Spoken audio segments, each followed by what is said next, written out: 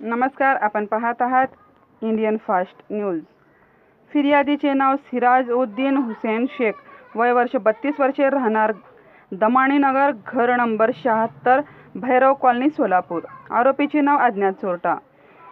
10,000 रुपयाची देवत कंपनीची मेटल कटिंग मशीन पिवळ्या व काळ्या रंगाची। दिनांक याबाबत जेलरोड पोलीस ठाण्यात गुन्हा दाखल झाला आहे। कलम नंबर 364/2024 भारतीय न्याय संहिता कलम 303 प्रमाणे दिनांक 6/8/2024 रोजी 10 ते 11:30च्या सुमारास अशोक चौक, सोलापूर।